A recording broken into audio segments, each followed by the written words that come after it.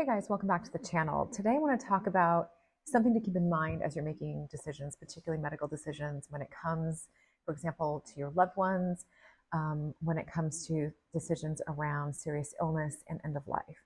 So let's get into that today. My name is Abigail, here to normalize these conversations and education about death and dying and end of life. So that we die better at end of life and hopefully live a good one till we get there. Let's get into it today. So I bring this up because just from recent interactions and also just seeing and working with caregivers so many times in my 20 years in working in the hospital and ICU mainly, and then in hospice and palliative care, I always saw people, caregivers specifically, when they were making decisions for their loved one, feel like they were so confused. And this is so real and it's so justified because you're dealing with so many emotions. You are physically, mentally, emotionally exhausted and just tried. So it's a really, really difficult time overall.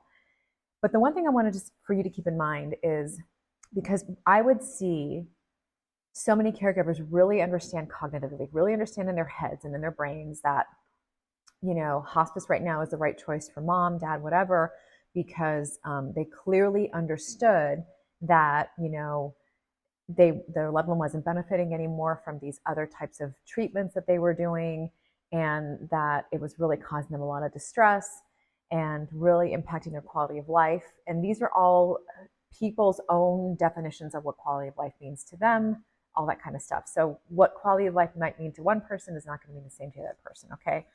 And I'm not going to make assumptions about any of it. But when I'm talking in their own context, they would understand that this is the right decision. But then they would, when there was another decision that had to be made, it would almost like they would be pausing and they would almost want to delay making a decision because they felt confused. Where the confusion was coming from was their heart. So this is where I would talk to people, and where you might have heard me say before, you need to look at your heart. If you're on the video, I pointed just to my head. You need to look at your heart and your head as two different things, because their experiences are very, very different. Your brain, your cognitive status could understand exactly what's going on and why you're making the decisions you're making.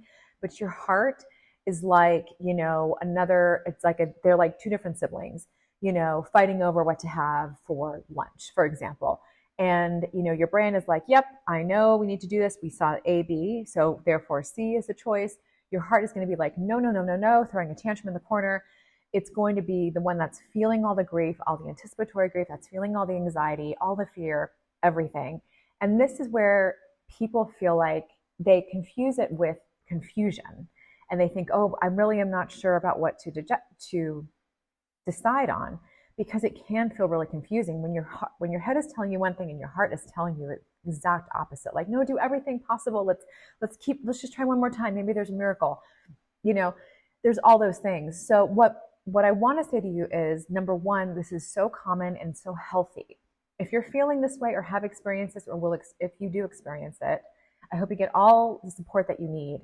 But I hope you keep in mind that your head and heart are going to have very different experiences, very different realities. So what does this mean for you?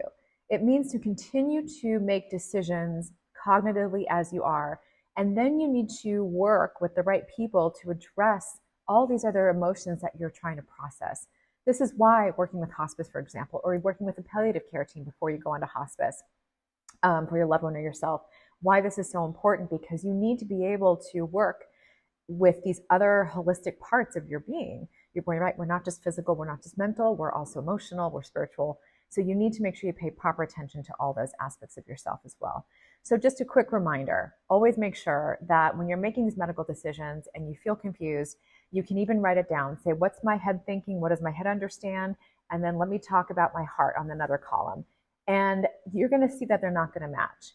And then you need to make sure that any questions you have in your head that you need clarity on about medical, information, you can clarify with the healthcare providers for your loved one or for yourself.